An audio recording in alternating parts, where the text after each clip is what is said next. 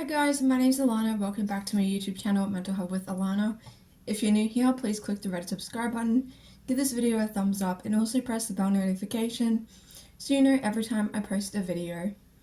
I post videos on Mondays and Fridays, but sometimes I throw in an extra singing cover in between, so make sure you're subscribed so you can look out for that. For today's video, I'm going to be talking about mental health coping strategies and coping skills. So some mental health coping strategies that I found really helpful, I'm going to go through some of them and hopefully it'll give you some ideas on what you can do to help yourself when you're feeling triggered, or when you got urges, or if you're just not doing well in general. So my first one is that I always go and have a bath. Now, I don't know if it's to do with the water temperature or something, but for some reason I put Epsom salts in it, and it just like really calms me down.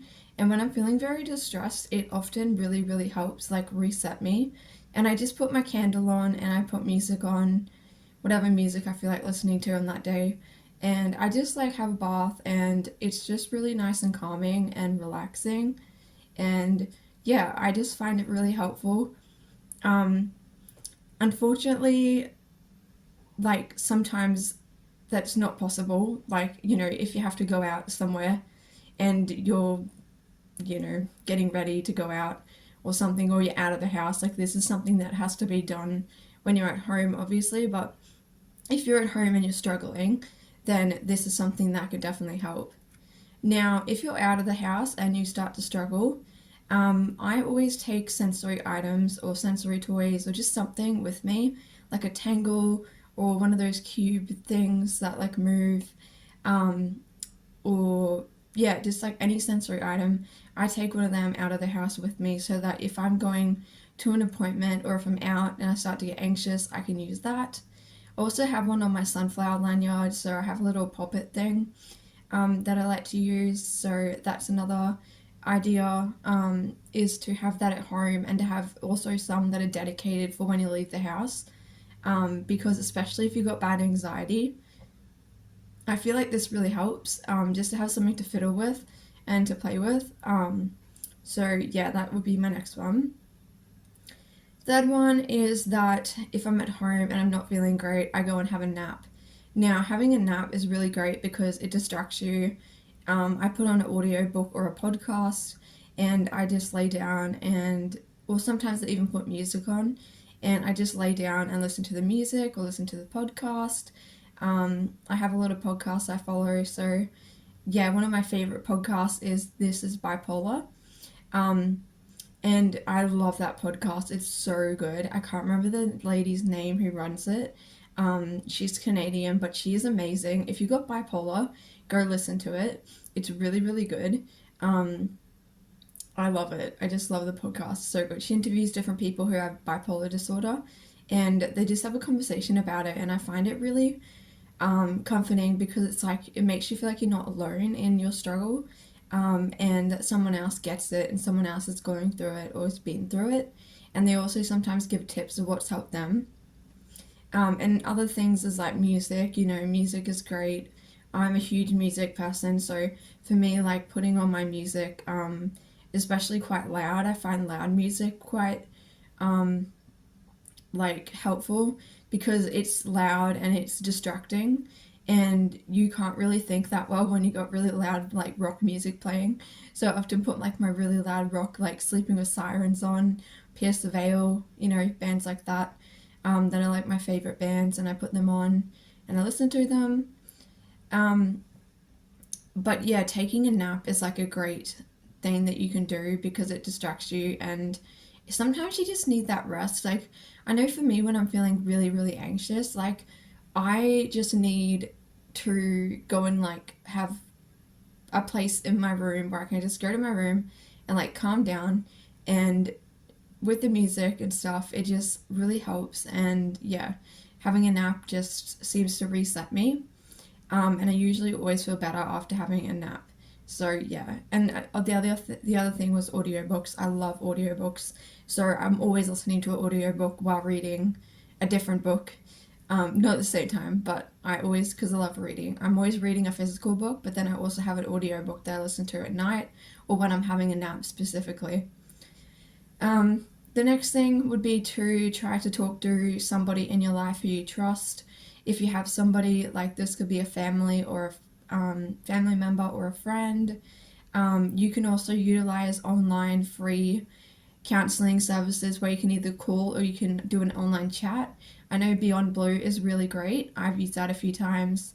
I even called them once, which I didn't want to do because I don't like calling, but I actually called them. And the counselor was so lovely and she was actually really helpful. And she actually said some stuff that I literally had never heard any counselor say to me before. So I was very impressed. I've used their service a few times. If you're under the age of 25, eHeadspace is really great. So throughout Australia, we have Headspace centres.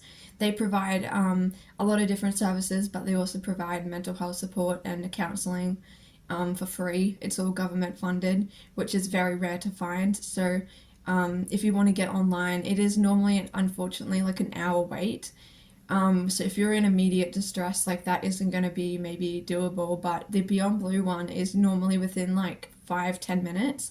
You're connected with a counsellor and you can use that. There are plenty of other ones. I never recommend Lifeline because I've used Lifeline and I was not impressed with them at all. I've tried other helplines and I just found none of them were as good as eHeadspace and Beyond Blue. So that's just my personal preference. But if you Google free counselor chat online or something like that, it will come up with some. And obviously, if you live in a different country than Australia, I'm not 100% sure what you have available, but I'm sure there's plenty of the same things. It's just they're different organizations. But yeah, talking to a friend can be helpful. I often message, I have a couple friends who I'm friends with online who live in different parts of Australia, or Lydia who lives in the UK, who I'm really good friends with, and so she can't always respond straight away. But I usually do message her and then we video chat later that night and I'll explain what's going on. But normally I have some friends in person and like online who I can just message and be like, hey, I'm struggling, kind of thing. And we just chat about it and ask how they are. And even if they don't like specifically, like obviously like nobody can take away the feelings that you're feeling, but it helps to feel connected to other people and it helps to feel like you're not the only person struggling. A lot of my friends have mental health issues, so they understand at a really deep level. And so I find that really helpful. And yeah, I just usually will reach out.